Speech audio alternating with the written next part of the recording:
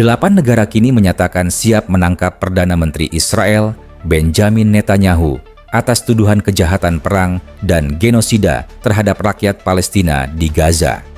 Mengutip Al Jazeera, 8 negara tersebut adalah Turki, Slovenia, Lituania, Norwegia, Swiss, Irlandia, Italia, dan Kanada.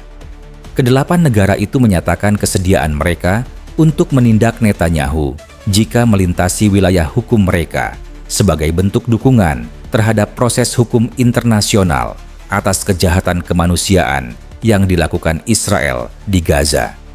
Sebelumnya, kantor Kejaksaan Istanbul telah mengeluarkan surat perintah penangkapan terhadap 37 pejabat tinggi Israel, termasuk Netanyahu, Menteri Pertahanan Israel Yoav Galan, dan Kepala Staf Angkatan Bersenjata Letnan El Zamir. Mereka juga dilarang memasuki wilayah atau melintasi ruang udara Turki. Langkah tegas ini langsung dikecam Israel. Menteri Luar Negeri Israel, Gideon Sa'ar, menyebut keputusan itu sebagai pencitraan politik Presiden Turki, Recep Tayyip Erdogan, dan menuding sistem peradilan Turki digunakan sebagai alat politik untuk menyerang lawan-lawan pemerintah. Namun, Turki menegaskan bahwa langkah tersebut merupakan bentuk solidaritas terhadap rakyat Palestina dan komitmen untuk menegakkan keadilan internasional. Turki juga menyinggung serangan Israel terhadap rumah sakit persahabatan Turki-Palestina di Gaza yang dibangun oleh pemerintah Turki dan hancur akibat serangan udara Israel pada Maret lalu. Peristiwa itu membuat Ankara semakin keras mengkritik tindakan Israel di Gaza. Langkah hukum terhadap Israel tidak hanya datang dari Turki. Pada Desember 2023, Afrika Selatan mengajukan gugatan ke Mahkamah Internasional, menuduh Israel melanggar konvensi genosida. Gugatan itu kemudian didukung oleh sejumlah negara lain, termasuk Nicaragua, Kolombia, Libya, Meksiko, Palestina, Spanyol, dan Turki. Kemudian pada November 2024, Mahkamah Pidana Internasional atau ICC mengeluarkan surat perintah penangkapan terhadap Netanyahu dan mantan Menteri Pertahanan Israel Yoav Galan atas tuduhan kejahatan perang dan kejahatan terhadap kemanusiaan. Namun, hingga kini, Netanyahu masih hidup bebas dan tetap aktif memimpin operasi militer di Gaza, bahkan melakukan kunjungan kenegaraan ke sejumlah negara sekutunya, termasuk Amerika Serikat. Sementara itu, kecaman dari berbagai negara terus mengalir atas agresi Israel di Gaza. Hingga saat ini, tercatat lebih dari 69.000 warga Palestina tewas, sebagian besar di antaranya adalah anak-anak dan wanita. Pemerintah Turki pada Jumat, 7 November 2025, kembali mempertegas sikapnya dengan mengeluarkan surat perintah penangkapan resmi terhadap Netanyahu dan sejumlah pejabat Israel lainnya.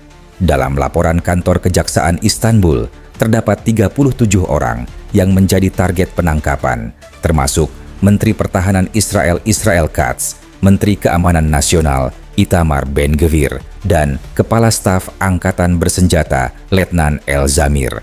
Turki menuding para pejabat tersebut bertanggung jawab atas kejahatan kemanusiaan di jalur Gaza.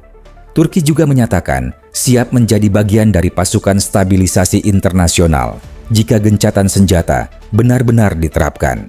Namun, Israel menolak keras rencana itu karena menilai Turki tidak netral dan memiliki hubungan terlalu dekat dengan Hamas. Israel juga menegaskan bahwa tuduhan genosida yang dilayangkan oleh sejumlah negara dan organisasi internasional adalah tuduhan palsu. Sementara itu, Indonesia juga menyatakan kesiapannya untuk berkontribusi dalam misi penjaga perdamaian di jalur Gaza. Pernyataan tersebut disampaikan Menteri Luar Negeri RI, Sugiono, pada Rabu, 5 November 2025. Ia menekankan pentingnya rencana komprehensif dan mandat yang jelas dari Perserikatan Bangsa-Bangsa sebelum mengirimkan pasukan perdamaian ke Gaza. Pernyataan itu muncul setelah Amerika Serikat mengajukan rancangan resolusi kepada Dewan Keamanan PBB mengenai pembentukan pasukan keamanan internasional atau ISF di Gaza untuk masa 2 tahun. Pasukan itu direncanakan akan bertugas sebagai penegak hukum sekaligus penjaga stabilitas pasca konflik. ISF akan terdiri dari pasukan berbagai negara anggota PBB dengan misi utama mengamankan perbatasan Gaza dengan Israel dan Mesir, melindungi warga sipil, membuka jalur bantuan kemanusiaan, serta melatih pasukan polisi Palestina baru yang akan bertugas di masa depan.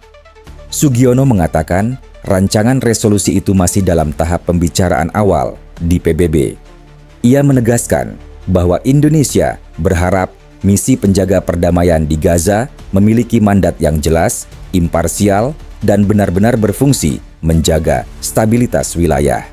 Indonesia juga berharap gencatan senjata di Gaza dapat berjalan efektif tanpa ada serangan baru dari Israel, agar penderitaan warga sipil Palestina dapat segera berakhir.